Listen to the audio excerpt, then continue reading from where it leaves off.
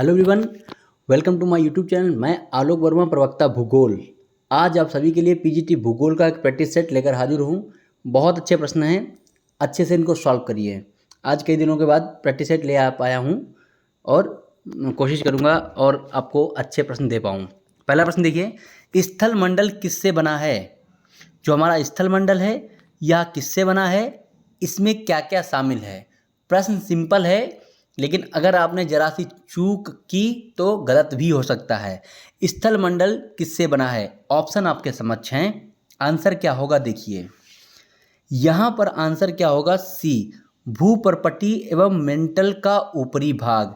जो हमारा लिथोस्फियर जिसे आप कहते हैं, स्थल मंडल, इसमें भूपर्पटी और मेंटल का ऊपरी भाग सम्मिलित होता है। इसका विस्तार 10 से 200 किलोमीटर तक है। 10 से 200 किलोमीटर तक इसका विस्तार मिलता है स्थल मंडल का। ठीक है, पहला प्रश्न हो गया। दूसरा देखिए, पृथ्वी के अंदर अभी तक सबसे गहरा ड्रिल कहाँ किया गया है? सीधा प्रश्न है कि पृथ्वी के अंदर अभी तक सबसे गहरा गड्ढा या ड्रिल कहाँ पर किया गया है? पृथ्वी के अंदर की जानकारी प्राप्त करने के लिए मानव ने अभी तक कितना गहरा गड्ढा कर पाया है, मतलब कर पाया है और कहाँ है? ये मेन बात, क्वेश्चन हमारा ये है कि सबसे अधिक गहरा गड्ढा कहाँ किया गया है। ऑप्शन आपके समक्ष है, देखिए क्या आंसर है। क्या इसका आंसर प्रशांत महासागर होगा? नहीं, इसका आंसर क्या है? आंसर है सी, कोला क्षेत्र, रूस। ठीक है, कोला क्षेत्र रूस में, ये आर्कटिक महासागर का एरिया है। कोला क्षेत्र है जो रूस के अंतर्गत आता है, वहाँ पर सबसे गहरा गड्ढा किया गया है, ड्रिल किया गया है। 12 किलोमीटर गहरा है। ठीक है, 12 किलोमीटर यह गड्ढा गहरा है जो पृथ्वी के अंदर सबसे गहरा ड्रिल है। 2 का सी हमारा आंसर सही है। तीसरा प्रश्न, पोलर फ्लीइंग बल का संबंध किससे है? यह प्रश्न एक बार मैं पहले भी पूछ चुका हूँ और ये प्रश्न आ चुका है, आप इस पर गलती ना करें। पोलर फ्लीइंग बल किससे संबंधित है? ऑप्शन आपके समक्ष है। आंसर क्या होगा? पृथ्वी का घूर्णन। पोलर फ्लीइंग बल संबंधित है पृथ्वी के घूर्णन से। आंसर है 3 का सी, बिल्कुल सही है। चौथा प्रश्न, ये देखिए बहुत अच्छा प्रश्न है। पृथ्वी की आंतरिक संरचना के संबंध में जानकारी प्राप्त करने के संबंध में अप्रत्यक्ष स्रोत कौन से है? पृथ्वी के अंदर क्या है, कैसी परतें हैं, कौन से तत्व हैं, इसकी जानकारी प्राप्त करने के अप्रत्यक्ष स्रोत हैं कुछ, कुछ प्रत्यक्ष स्रोत भी हैं। यहाँ पर पूछा गया कौन कौन सा अप्रत्यक्ष स्रोत है, इनडायरेक्ट सोर्स कौन कौन से हैं। इन 4 में से आपको कूट लेकर बताना है। ठीक है, अप्रत्यक्ष तो गुरुत्वाकर्षण एक अप्रत्यक्ष स्रोत है, चुंबकीय क्षेत्र भी है, भूकंपीय क्रियाएं भी हैं, उल्का पिंड भी हैं।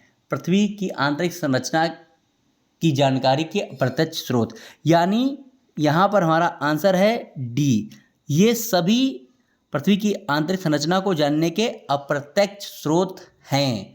सभी को याद कर लीजिए, समझ लीजिए। ठीक है, 5वां प्रश्न, सिस्मोलॉजी में किसका अध्ययन किया जाता है? सिस्मोलॉजी में किसका अध्ययन किया जाता है? बहुत अच्छा प्रश्न है, सिंपल प्रश्न है। आंसर क्या है? बी, भूकंप। सिस्मोलॉजी भूकंप का विज्ञान है। ठीक है, एक होता है सिस्मोग्राफ जो भूकंप लेखी होता है, जो भूकंपी तरंगों को बना देता है। ठीक है, वो पृथ्वी के अंदर लगाया जाता है। और रिएक्टर एक पैमाना, एक स्केल है जिसपे पता चलता है कितनी तीव्रता का भूकंप आया है। 5 का बी आंसर है। 6, भूकंपीय तरंगों के संबंध में कौन सा से कथन सत्य हैं? 2 कथन दिए गए हैं भूकंपीय तरंगों से संबंधित, इन पर आपको विचार करना है। पी तरंगे ठोस, द्रव्य व गैस तीनों में प्रवेश कर सकती हैं। भूकंपीय तरंगे हैं पी प्रकार की, इन्हें प्राथमिक तरंग भी कहते हैं। ये ध्वनि तरंगों जैसी हैं और ये बहुत तीव्र गति से चलती हैं और पहले पहुंचती हैं। जब भूकंप आता है तो सबसे पहले प्राथमिक तरंगे हैं, इसलिए इनको प्राथमिक तरंगे कहा जाता है। पी तरंगे ही पहुंचती हैं। ये ठोस, द्रव्य, गैस तीनों से प्रवेश कर सकती हैं। पहला स्टेटमेंट सही है। अगला, एस तरंगे केवल ठोस में चल सकती हैं।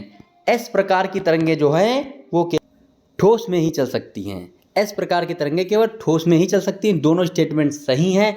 आंसर क्या है? सी। 1, 2 दोनों बिल्कुल सही है। 6 का आंसर है सी, 1 2 दोनों बिल्कुल सही हैं। ठीक है, 7वां प्रश्न देखिए, निम्नलिखित में से किसका घनत्व सर्वाधिक होता है? पृथ्वी के अंदर 3 परतें हैं, क्रस्ट मेंटल कोर, उन परतों के भी 2 भाग हैं। तो यहाँ पर ऑप्शन के हिसाब से आपको बताना है किसका घनत्व सर्वाधिक है। ठीक है, तो यहाँ पर आंसर देखिए क्या होगा, डी, आंतरिक कोर। आंतरिक कोर का घनत्व सबसे अधिक है और इसका घनत्व लगभग कितना होता है, 13.6 ग्राम प्रति घन सेंटीमीटर। ठीक इतना होता है आंतरिक कोर का घनत्व। 7 का डी आंसर हमारा बिल्कुल सही है। 8वां प्रश्न, ये प्रश्न बहुत अच्छा है। देखिए बहुत मेहनत लगती है, चुन चुन के मैं प्रश्न रखता हूँ और इस तरीके से प्रश्न बना रहा हूँ कि अगर आपके पेपर में प्रश्न आए तो आपका गलत ना हो, छूटे ना। तो आप सभी प्रश्नों पर अच्छे से ध्यान दीजिए। जो प्रश्न आपने कभी ना पढ़ा हो और आपका गलत हो रहा हो, मेरे उस प्रश्न का स्क्रीनशॉट रख लेना, लिख लेना। मैं मतलब मुझे पूर्ण विश्वास है कि वो आपको पेपर में मिल सकता है। ज्यामिति के आधार पर महाद्वीपों तथा महासागरों की उत्पत्ति के संबंध में पेंटागोनल डोडेकाहेड्रन परिकल्पना किसने प्रस्तुत की थी? ठीक है, बहुत अच्छा प्रश्न है। ज्यामिति के आधार पर महाद्वीपों तथा महासागरों की उत्पत्ति से संबंधित पेंटागोनल डोडेकाहेड्रन परिकल्पना किसने प्रस्तुत की थी? ऑप्शन आपके समक्ष है, आंसर क्या होगा देखिए। बहुत अच्छा प्रश्न है, याद कर लीजिए, रट्टा मार लीजिए, बी, इली डी ब्यूमांट। इली डी ब्यूमांट ने पेंटागोनल डोडेकाहेड्रन परिकल्पना प्रस्तुत करी थी। 8 का बी बिल्कुल सही है। 9वां प्रश्न, वेगनर के सिद्धांत के पक्ष में कौन कौन से प्रमाण मिलते हैं? यह प्रश्न आप पहले भी देख चुके होंगे, एक बार ये नेट में भी इस तरीके का प्रश्न आया था। गलती बिल्कुल ना करें, याद रखें।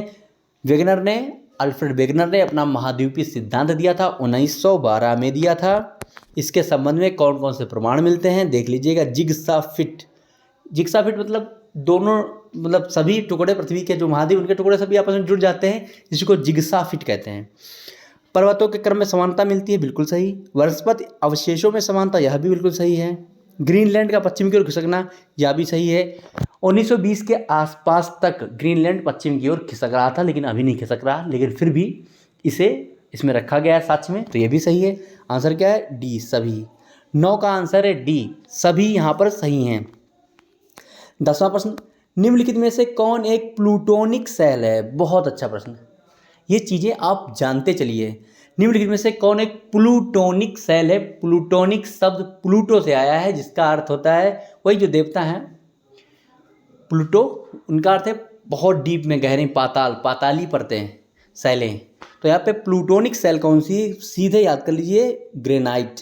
ग्रेनाइट एक प्लूटोनिक सेल है। 10 का आंसर है बी। ठीक है। 11, निम्नलिखित कथनों में कौन सा से कथन सत्य हैं? बहुत अच्छा प्रश्न है। देखिए, निम्नलिखित कथनों में कौन सा से कथन सत्य हैं? यहाँ पर हमें कथनों पर विचार करना है। पृथ्वी के अंदर गहराई बढ़ने के साथ साथ तापमान एवं दबाव में वृद्धि होती है। यहाँ पे कहा जा रहा है प्रश्न में कि पृथ्वी में अब खोदेंगे गड्ढा और अंदर इंटर करेंगे, तो जैसे ही पृथ्वी के अंदर जाएंगे तापमान में वृद्धि होगी और दबाव में भी वृद्धि होगी। ये स्टेटमेंट बिल्कुल सही है। नीचे जाएंगे तो तापमान और दबाव दोनों में वृद्धि होगी। अगला स्टेटमेंट, गहराई बढ़ने के साथ साथ पदार्थ का घनत्व भी बढ़ता है। अंदर जैसे जाएंगे पृथ्वी के तो पदार्थ का घनत्व बढ़ता जाएगा, यह भी बिल्कुल सही। आंसर क्या है? सी। 1 2 दोनों बिल्कुल सही हैं। 11 का आंसर है सी। दोनों स्टेटमेंट सही हैं, याद कर लिए। तापमान, दबाव, घनत्व सब बढ़ेगा नीचे जाने पर। ठीक है। 12वां प्रश्न, ये देखिए बहुत अच्छा प्रश्न है यह भी। जब पृथ्वी के अंदर लावा का प्रवाह दरारों में धरातल के लगभग समकोण पर होता है और इसी स्थिति में जब वह ठंडा होकर जम जाता है तो इसे क्या कहते हैं? ये देखिए, बैकोलिथ, लैपोलिथ, फैकोलिथ, सील डाई की आपने सब पढ़ा होगा। सबके बारे में भाई जानकारी रखिए। अगर ऐसा प्रश्न आ गया आपका गलत होगा। मैं दावे के साथ कह सकता हूँ कि इस प्रश्न में आप थोड़ा कंफ्यूज हो रहे होंगे कि आंसर क्या है। ऐसा प्रश्न आयोग बना सकता है। उन्होंने कहा कि पृथ्वी के अंदर जब ऐसे ये निकल रहा है और समकोण स्थिति पर जब ऐसे जम जाता है, ये लावा है, और ऐसे समकोण स्थिति पर जब जमेगा तो उसे आप क्या कहेंगे? जब पृथ्वी के अंदर लावा का प्रभाव दरारों में धरातल के लगभग समकोण पर होता है और इसी स्थिति में लावा ठंडा होकर जम जाता है तो उसे क्या कहते हैं? आंसर लगाइए बी, डाइक। इसको कहते हैं डाइक। ठीक है, अब बाकी के बारे में बता दे रहा हूँ। सिल क्या है? जब बहुत पतली परत चादर जैसी, जब लावा की बहुत पतली परत चादर जैसी पृथ्वी के अंदर जम जाती है तब उसे सिल कहते हैं। ठीक है, सिल कहते हैं। और सिल से भी जो महीन कणों की परत होगी उसको सीट कहते हैं। ठीक है, फैकोलिथ क्या है? फैकोलिथ जब लावा लहरदार स्थिति में ऐसे जम जाता है, लहरदार स्थिति में जब लावा का जमाव पृथ्वी के अंदर हो जाता है तब फैकोलिथ होता है। लैपोलिथ तस्तरी नुमा जब जमा हो जाता है। ठीक है, लैपोलिथ तस्तरी नुमा, फैकोलिथ लहरनुमा, डाइक समकोण स्थिति पर, सिल पतली चादर जैसी सीट जम जाती तो उसे सिल कहते हैं। 12 का बी फिलहाल आंसर है। 13वां प्रश्न, निम्नलिखित में से किसने सर्वप्रथम यूरोप, अफ्रीका व अमेरिका के साथ स्थित होने की संभावना व्यक्त की थी? बहुत अच्छा प्रश्न है, बहुत ही ज़्यादा अच्छा प्रश्न है। सर्वप्रथम किसने यूरोप, अफ्रीका, अमेरिका के साथ स्थित होने की सिर्फ संभावना व्यक्त की थी? किसने व्यक्त की थी, ये आपको देखना है। यह प्रश्न GIC 2021 प्री परीक्षा में आ चुका है और ये आपको देखना है कि सबसे पहले जैसे कि ये हमारा दक्षिण अमेरिका है और ये आपका ऑस्ट्रेलिया था। इस तरीके से दोनों एक साथ स्थित हैं, इसकी संभावना किसने व्यक्त की थी? तो वो व्यक्ति थे अब्राहम आर्टेलियस। दोनों एक साथ थे, इसकी संभावना व्यक्त की थी अब्राहम आर्टेलियस ने। एग्जैक्ट आंसर याद कर लीजिए, 13 का बी बिल्कुल सही है। ठीक है, अब ऐसा ही सेम दूसरा प्रश्न देखिए, 14वां प्रश्न, निम्नलिखित में से किसने सर्वप्रथम एक मानचित्र बनाया जिसमें यूरोप, अफ्रीका व अमेरिका को एक साथ दर्शाया? अभी संभावना व्यक्त करने वाला था प्रश्न था, उसका आंसर था अब्राहम आर्टेलियस। अब उन्हीं की संभावना को मूर्त रूप दे दिया, एक मानचित्र बना दिया जिसमें इन सभी को एक साथ दिखाया। वह व्यक्ति कौन थे? एंटोनियो पेलेग्रीनी। डी, 14 का डी आंसर है। एक मानचित्र इन्होंने बनाया जिसमें यूरोप, अफ्रीका और अमेरिका को एक साथ दर्शाया था, वह व्यक्ति थे एंटोनियो पेलेग्रीनी। 14 का डी हमारा आंसर है। ठीक है, 15वां, निम्नलिखित में से कौन सही सुमेलित नहीं है? ठीक है, देखते हैं। स्थलाकृतियां हैं, दूसरी तरफ कारक हैं, आपको देखना है। स्पिट बनता है सागरीय तरंग द्वारा, सीप पवन द्वारा बनता है, बिल्कुल सही सीप। संरचनात्मक सोपान नदी द्वारा, बिल्कुल सही। हॉर्न भूमिगत जल द्वारा, बिल्कुल गलत, यही हमारा आंसर है। हॉर्न बनता है हिमानी द्वारा, स्पिट सागरीय तरंग द्वारा, सीप पवन द्वारा, एक प्रकार का वो क्या कहते हैं उसको, ड्यून्स है एक प्रकार का, जो सीप है वो ड्यून्स एक प्रकार का है। ठीक है, और संरचनात्मक सोपान नदी द्वारा बनता है, हॉर्न भूमिगत जल द्वारा नहीं, हिमानी द्वारा बनता है। 15 का डी हमारा आंसर है, बिल्कुल सही। ठीक है, 16, कास्ट क्षेत्र में सतह पर निर्मित विलयन छिद्र को सतह के नीचे कंदरा से जोड़ने वाली नली को क्या कहते हैं? ये बहुत अच्छा प्रश्न है। एक बार इस तरीके का प्रश्न प्रोफेसर में आ चुका है। इन्होंने कहा कि ये कंदरा है, ये कंदरा है कास्ट प्रदेश में, और यहाँ पर विलयन छिद्र है, सतह पर विलयन छिद्र हैं। इन विलयन छिद्र को, यहाँ सतह वाले विलयन छिद्रों को कंदरा से जोड़ने वाली जो नली है, ये जो नलिका है, ये इस नलिका को क्या कहते हैं? और इस नलिका का नाम याद कर लीजिए। प्रोफेसर में एक बार मिलान करने को आया था कि इसका संबंध किससे है। बहुत अच्छा प्रश्न। आंसर क्या है? पोनार। पोनार एक नलिका है जो विलयन छिद्र को कंदरा से जोड़ता है, वो पोनार है। ठीक, ये याद कर लीजिए। 16 का सी बिल्कुल सही है। 17, निम्नलिखित में से कौन सही सुमेलित नहीं है? बहुत अच्छा प्रश्न है। निम्नलिखित में से कौन सही सुमेलित नहीं है? इधर एक तरफ सभी जो स्थलाकृतियाँ देख रहे हैं सभी पवन द्वारा बनती हैं, आप ये भी याद कर लीजिए। नेबखा, नेबखा क्या है? झाड़ियों के पीछे निर्मित स्तूप, बिल्कुल सही। लूनेट क्या है? नवचंद्राकार स्तूप, नवचंद्राकार स्तूप। व्हेलबैक स्तूप क्या है? महीन रेत से निर्मित स्तूप, ये गलत है। तारा स्तूप क्या है? 3 से अधिक भुजाओं वाला स्तूप, ये सही है। आंसर क्या है? सी। व्हेलबैक स्तूप दुनिया में आपको देखने को मिलेंगे कई जगहों पर, उसमें थार के रेगिस्तान में ज़्यादा देखने को मिलेंगे। और यहाँ पर गलती से छोटी सी है, महीन रेत नहीं, बहुत कठोर कड़ी रेत, मोटी रेत है। आप जानते हैं व्हेलबैक, व्हेल मछली की पीठ जैसा स्तूप, यानी कि बहुत खुरदुरा मोटा सा मिट्टी से होगा, तो मोटी रेत से निर्मित स्तूप व्हेलबैक स्तूप है। बाकी सब सही हैं। यहाँ पर 17 का सी आंसर है, पर ये बी वाला लुनेट याद रखिए।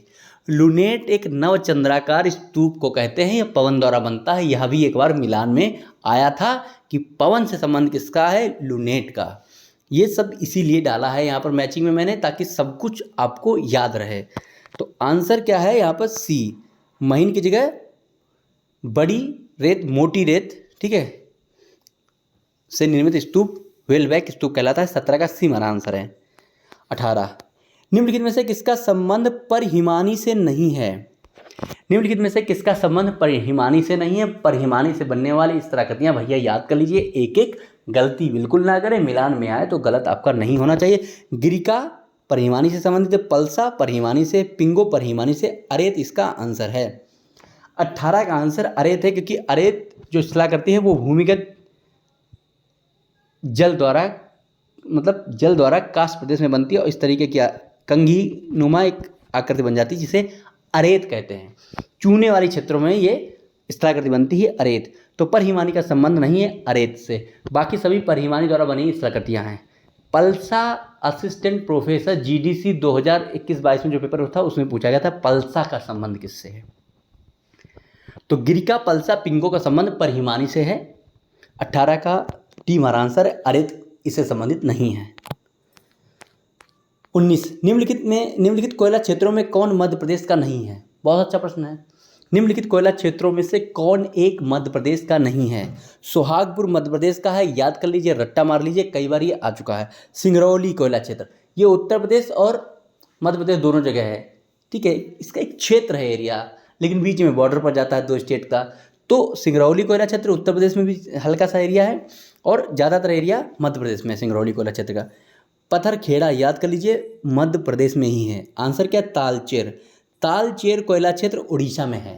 तालचेर कोयला क्षेत्र उड़ीसा में है। 19 का आंसर है डी, याद कर लीजिए, ठीक है। 20, निम्नलिखित तेल शोधनशालाओं का उत्तर से दक्षिण सही क्रम लगाइए। बहुत अच्छा प्रश्न है, बहुत अच्छा।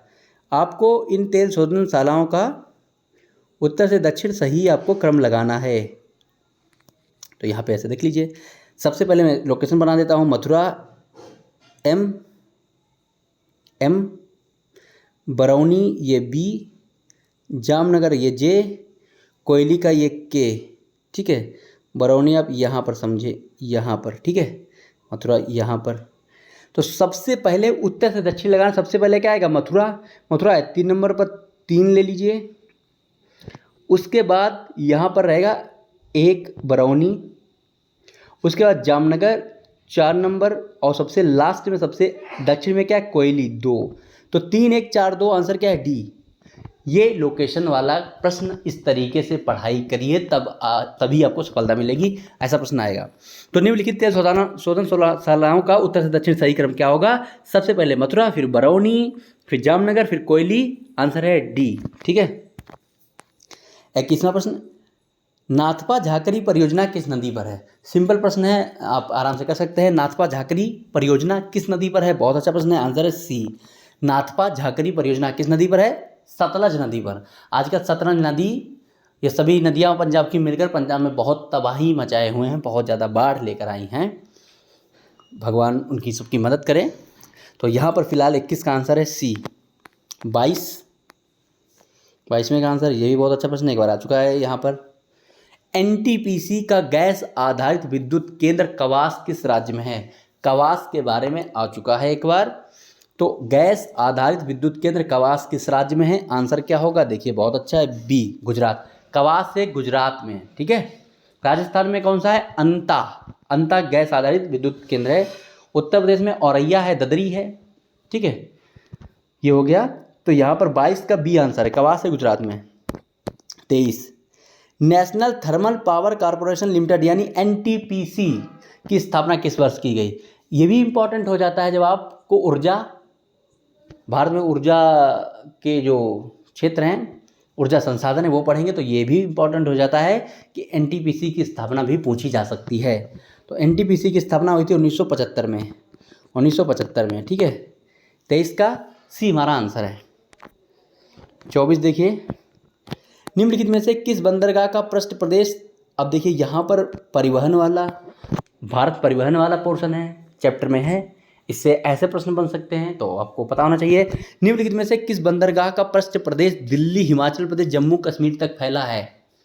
पृष्ठ प्रदेश का मतलब होता है बंदरगाह का एरिया, वो एरिया जो बंदरगाह से प्रभावित होता है, मतलब उस एरिया का सामान बंदरगाह तक आयात निर्यात के लिए आता है, ठीक है।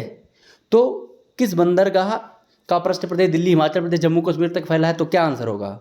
आंसर है बी, कांडला। कांडला के पृष्ठ प्रदेश में ये सब आता है, ठीक है, हिमाचल प्रदेश, दिल्ली और पश्चिम वो जम्मू कश्मीर वगैरह। 24 का आंसर है बी। 25 और अंतिम प्रश्न है, भारतीय वायु परिवहन की शुरुआत किस वर्ष हुई? भारत में वायु परिवहन, ऐसे कह सकते हैं, भारत में वायु परिवहन की शुरुआत किस वर्ष हुई? बहुत अच्छा प्रश्न है, कई लोगों को याद भी होगा। आंसर क्या है? बी, 1919। 1919 में इलाहाबाद से नैनी तक पहली उड़ान इंडिया में भरी गई थी, जो एक डाक सेवा के लिए भरी गई थी।